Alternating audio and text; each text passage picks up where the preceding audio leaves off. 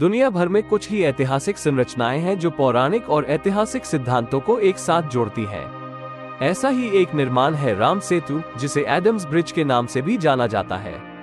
हाल ही में केंद्र सरकार ने संरचना का अध्ययन करने और राम सेतु की आयु और इसके निर्माण का निर्धारण करने के लिए समुद्र के नीचे एक खोज को मंजूरी दी है।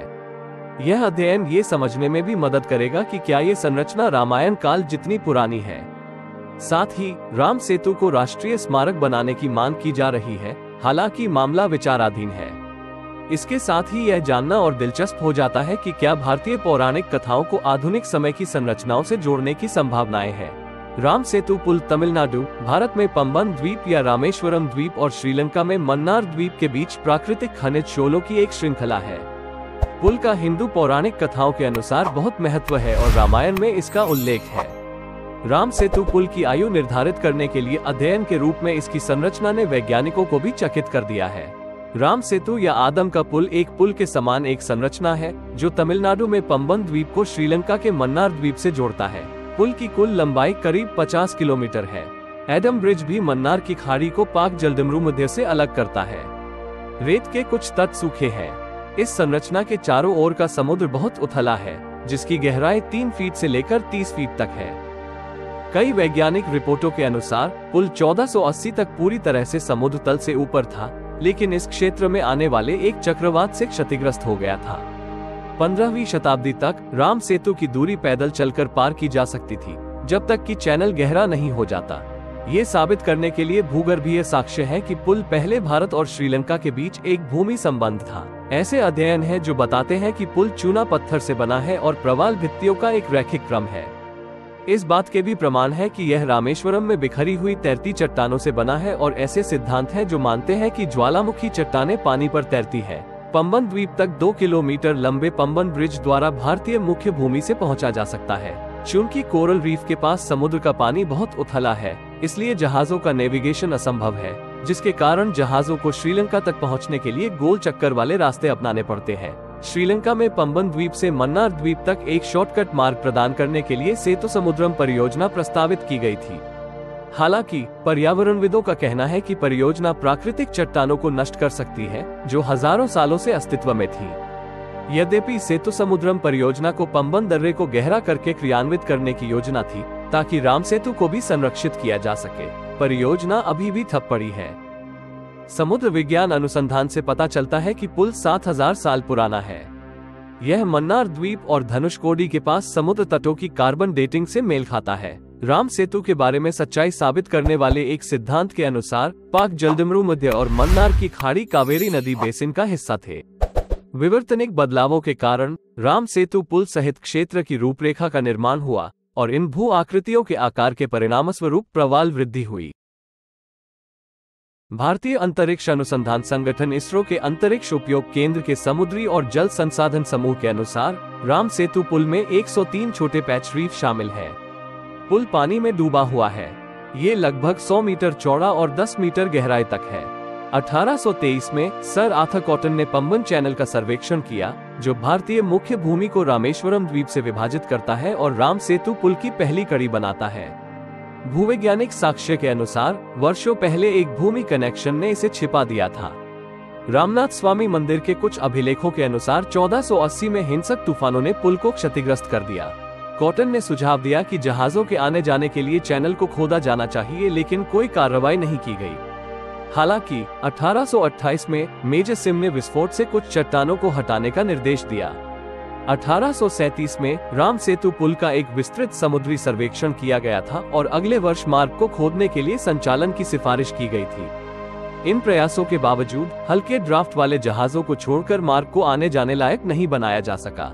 वाल्मीकि की रामायण में राम सेतु का पहली बार उल्लेख किया गया था।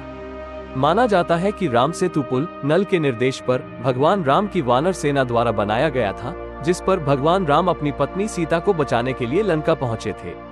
पुल को तैरते हुए पत्थरों का उपयोग करके बनाया गया था, जिस पर भगवान राम का नाम खुदा हुआ था, जिसने इसे अकल्पनीय बना दिया था। भगवान राम ने समुद्र से भारत से लंका तक का मार्ग छोड़ने के लिए प्रार्थना की, ताकि वे जा सके और सीता को लंका के राजा रावण के चंगुल से छुड़ा सके। राम सेतु, जिसे राम सेतु, आदम का पुल, नल सेतु और सेतु बांदा के नाम से भी जाना जाता है, रामायण का एकमात्र पुरातात्विक और ऐतिहासिक साक्ष्य है। हिंदू पौराणिक कथाओं के अनुसार राम सेतु एक पवित्र स्थल है, इसलिए इस पर कोई पुल नहीं बनाया जाना चाहिए। हिंदू धर्म में यह व्यापक रूप से माना जाता है कि रामायण में वर्णित लंका वर्तमान श्रीलंका है और राम सेतु पुल भगवान राम द्वारा बनाया गया था। हालांकि पहली सहस्राब्दी के संस्कृत स्रोतों के अनुसार दोनों के बीच एक अंतर है और इस विश्वास को विशेष रूप से दक्षिण भारत के चोल वंश के शासन के दौरान व्यापक रूप से बढ़ावा दिया गया था। कई विद्वानों के अनुसार मूल लंका वर्तमान मध्य प्रदेश के पूर्वी हिस्से में थी। 19वीं शताब्दी के दौरान अंग्रेजों ने राम सेतु चैनल की लंबाई को कम करने की योजना बनाई ताकि भारतीय तट के साथ बड़े जहाजों की नौवहन की जा सके या पूर्व और पश्चिमी तटों के बीच यात्रा को सक्षम किया जा सके। योजनाएं सफल नहीं हुई। हालांकि परियोजना को सेतु समुद्रम परियोजना के रूप में पुनर्जीवित किया गया है। राम सेतु मानव निर्मित पुल है या नहीं, इस पर बहस कई दशकों से चल रही है। हालांकि पुल के बारे में कई अन्य आश्चर्यजनक तथ्य हैं। राम सेतु को आदम का पुल या नल सेतु भी कहा जाता है। आदम का पुल नाम की उत्पत्ति एक इस्लामिक टेक्स्ट से हुई है जिसमें श्रीलंका में आदम की चोटी की उपस्थिति का उल्लेख है। इसे नल सेतु इसलिए कहा जाता है क्योंकि नल वास्तुकार थे जिन्होंने पुल को डिजाइन किया था। समुद्र तटों की कार्बन डेटिंग और समुद्र संबंधी अध्ययनों से एक समय सीमा का पता चलता है जो रामायण की समय सीमा के साथ मेल खाता है। राम सेतु पुल के पीछे के इतिहास और सच्चाई के बारे में कई मत हैं। एक सिद्धांत के अनुसार हिमयुग के दौरान भारत और श्रीलंका के बीच एक वास्तविक भूमि संबंध था। एक अन्य सिद्धांत के अनुसार श्रीलंका को भारतीय उपमहाद्वीप का एक हिस्सा माना जाता था। माना जाता है कि यह लगभग 1,25,000 साल पहले टूट गया था। श्रीलंका में एक पहाड़ को आदम की चोटी के रूप में संदर्भित किया गया था जहां माना जाता था कि आदम स्वर्ग से पृथ्वी पर गिरा था। इसका वर्णन एक ईरानी विद्वान अल बरूनी ने किया था जो लगभग 1030 ईस्वी में रहा था। इसके अलावा एक ब्रिटिश कार्टोग्राफर ने 1804 में इस क्षेत्र का सबसे पहला नक्शा तैयार किया था जो राम सेतु को एडम्स ब्रिज के नाम से पुकारता है। अल बिरूनी द्वारा लिखित प्राचीन पुस्तक तारिक अल हिंद आदम के पुल नाम का उपयोग करने वाली आधुनिक काल की पहली किताब थी। रामेश्वरम और श्रीलंका को जोड़ने वाली चूना पत्थर की शोध श्रृंखला का पता लगाने के लिए वैज्ञानिकों और पुरातत्वविदों द्वारा मार्च 2021 में राम सेतु अभियान चलाया गया था। अभियान का उद्देश्य चूना पत्थर की चट्टानों की विशेषताओं, इसके भूगर्भीय परिवर्तन और 8 किलोमीटर के इस पुल की विभिन्न अन्य विशेषताओं को समझना है। पिछले कुछ वर्षों में भारतीय ऐतिहासिक अनुसंधान परिषद को कई प्रस्ताव भेजे गए थे। हालांकि ये पहली बार है कि प्रस्ताव को स्वीकार कर लिया गया है और अभियान को बोर्ड से पर्याप्त धन प्राप्त हुआ है। परियोजना का उद्देश्य ये जांचना है कि पुल मानव निर्मित है या नहीं और लंबे समय तक चलने वाली पौराणिक बहस को हल करना है। 2007 में भारतीय पुरातत्व सर्वेक्षण ने कहा कि राम सेतु सिर्फ एक प्राकृतिक निर्माण था। भारत सरकार ने एएसआई के समर्थन से सर्वोच्च न्यायालय में एक हलफनामा दायर किया जिसमें कहा गया था कि भगवान राम द्वारा बनाए गए ढांचे का कोई ऐतिहासिक प्रमाण नहीं है। 2017 में भारतीय ऐतिहासिक अनुसंधान परिषद ने पुल की उत्पत्ति में एक पायलट अध्ययन करने की योजना बनाई थी।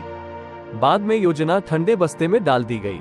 2021 में एएसआई के तहत आने वाली एक सरकारी संस्था ने राम सेतु कैसे और कब बनाया गया था ये पता लगाने के लिए एक अन्वेषण परियोजना के प्रस्ताव को मंजूरी दे दी। उसी साल समुद्र के नीचे अनुसंधान शुरू हो गया। Council for scientific and industrial research और गोवा स्थित नेशनल इंस्टीट्यूट ऑफ ओशनोग्राफी द्वारा किया जा रहा शोध राम सेतु के निर्माण के पीछे की पूरी प्रक्रिया पर ध्यान केंद्रित कर रहा है। अध्ययन कुछ अन्य तथ्यों को भी देखेगा जैसे कि राम सेतु के आसपास कोई जलमग्न बस्तियां हो सकती हैं अथवा नहीं। समुद्र तल से 35 से 40 मीटर की गहराई पर पड़ी तलछट के नमूने एकत्र करने के लिए अध्ययन में सिंधु साधना के अनुसंधान पोत जहाजों का उपयोग किया जा रहा है। ये शोध भूवैज्ञानिक समय के पैमाने के लिए पुरातात्विक पुरावशेषों और हेरमोल्यूमिनेसेंस डेटिंग पर आधारित है। रेडियोमीट्रिक तकनीक का उपयोग उस संरचना की आयु निर्धारित करने के लिए किया जा रहा है जिसमें कोरल या प्यूमिक स्टोन शामिल होने का अंदेशा है। कोरल में कैल्शियम कार्बोनेट जैसे खनिज होते हैं जो इन संरचनाओं की आयु निर्धारित करने में मदद करेंगे। राम सेतु की वास्तविकता चाहे जो भी हो, लेकिन ये तो पक्का है कि ये आने वाले कई दशकों तक लोगों की आस्था का केंद्र रहेगा, जैसे ये हजारों सालों से समुद्र और समय की मार खाकर भी अविचलित है। ऐसी ही ज्ञानवर्धक और मजेदार वीडियोस देखने के लिए हमारे चैनल को सब्सक्राइब करें और बेल आइकॉन को प्रेस करना ना भूलें।